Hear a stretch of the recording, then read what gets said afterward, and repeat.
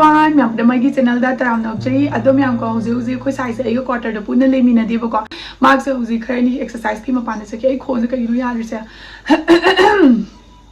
ado ma se मासे खरनी exercise की मपान चखीबको अदुगा माना हलागा कोइबे चसी ने इंगोंदा हारको अदुगा कोइबे चसी तनतना कइनो मसो हारेबा हाइदि अखोइना लुहोंगबा लोर मतुंगदा नौरिङै मतमदा अखोइसे मपानदा हस्बैंड वाइफ थमाइना हनीमून का चटप खोटपसे अखोइ चलौदेबको हाइदि मतमदुगी सिचुएशन दुना ने अखोइ सागी सुती फंगदबा अदुगैदि युमदा थामगी लाकपदुगा अखोइना मुम कोइबे चपदो अमुक नुंगाइतबा हाइता कोन दुमाना मपानदा पुबीने ना हाइबनिना खुदकता युमगी मिता हजिमक चलगे खोलगे हाबदो अखोइदा इकाइजा बदो अदुना मरम ओरगा अखोइ मपान चलौद्रे अदुना हंदकते अखोइ Saina मागला मतुंगदा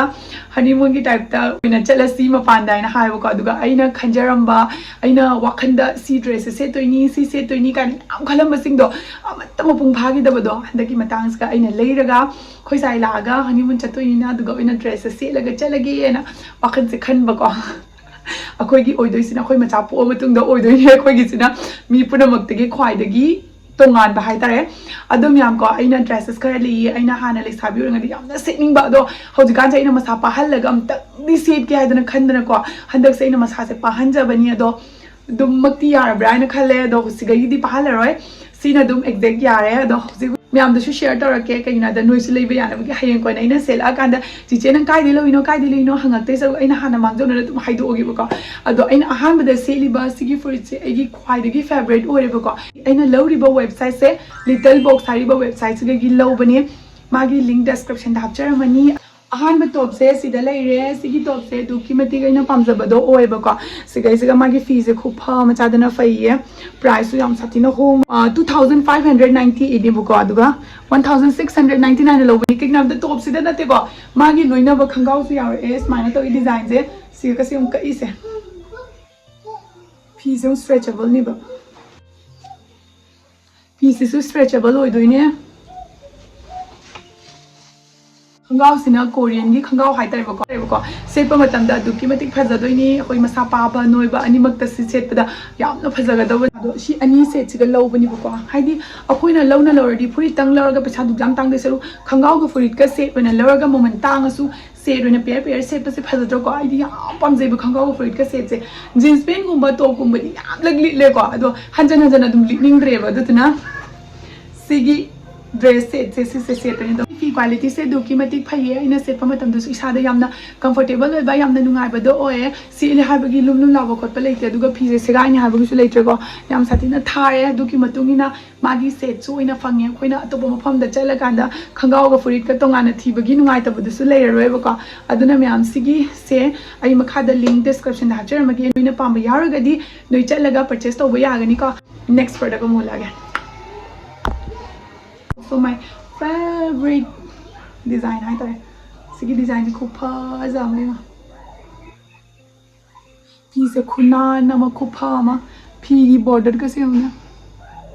ko pha ma sadana phazai ba pam sabana lore fi se ai magi kari thagani ngai hai do no khangde thagani ngai leite ba ko du ki mathe phazai aina khanja bani matam da smile ga si ga antang nei thage ka ado नुंगाइदर कम मतम मा लाकान दि कोइबा चतोइनी होजिकी बुदि अइना दुम लेसला थमबनिबा हयंग कोना खोइसाइ लाकान the लेगी खोट क्याबदो मा यारोइबको अदुदुगी अइना मांगजौना लेसनबने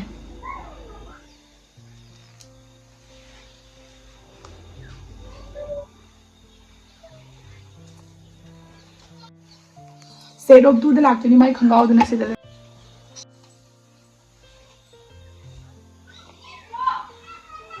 colour से खूब फजमा हाना white colour गुंबा black colour गुंबा से याम पामदे होजिकानी व्हाइट गुंबा ब्लैक गुंबा से लगा यामना लेमबदो कोइ स्किन गा से यामना गांथोगा यामना लुनानबा मिदो मालेबा को अदुदना इना होजिकान व्हाइट गुंबा ब्लैक गुंबा से याम पामे हाइतारे स्टैंडर्ड मान बा हाइतारे दो सिगी जैकेट से दुकी मतिक फै को फीसु याम फैये दुगा खोगी विंटर सीजन समर सीजन अनिमक्ता यारनी को अनिमक्ता दुम सेटपदे यारनी फीसु यामना थाबदुसु ओइदे यामना पाबदुसु ओइदे बको फी की क्वालिटी से हो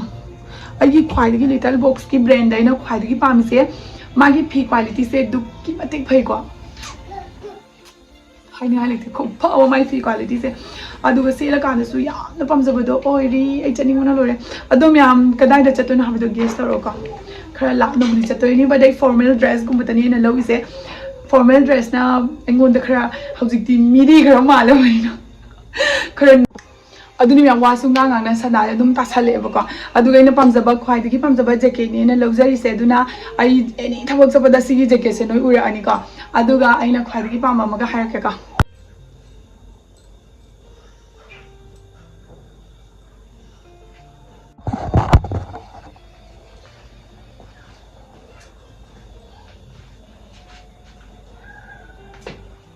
sida leireba sigi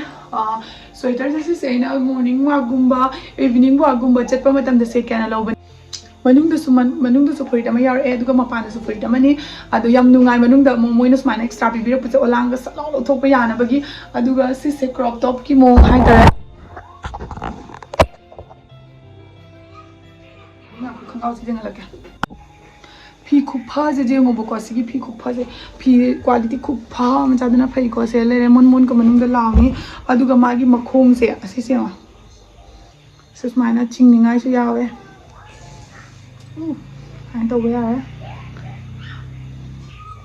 ai gonna khar chuli bako anda susmana set pa purit se sida le bako sigi kaino sini hai tare bako sweater se aina khwai da gi pamba sigi mafam sigi har ke bako sida le siga magi kaino ha pe ba khogi land ki magi akhoi si shoulder se phajana yengba matam da phajana level da una bagi da mak to ko sigi football lawba haidi se pa matam da pamong ma sai phalla ka phajana bado au do ha be bako siga ado si su khanga ga furit ka lak to ne si se lising ani ya chama da la bako actual price 4497 ni bako ado magi khanga su siga set oina lak to ni ngo ado pi isi hook ni bako smile ya duga siga button gum bas yaur e ngo siga le khangau sina sina khangau le bako siga khangau le re aduga sida furit le re ado duki matik pam ta bado oi re ngo se nang mayam tilak ko matam da linjana set ke haba khotpa da su dum yarni nang pa ko bichara su namana bi ke chalaga su haidi hendok pagi dress to oi dre bako aduna yam satina o lori ba dress mak se noina pa ma tare ga di ko ai link description da hapchara magi aduga aina lori ba website so adu su link description da hapchara ma ngasi ke videos di site dum lak lage ka next video da unara si ko sai reaction pi ge to bane ma phone thangalakte hojikan yam busy oi bako mo exercise chat pagi video calling gum kai gum se matang chado matam da thangalak pa do ngasi ki di sai la shinjage next video da mo kunara si bye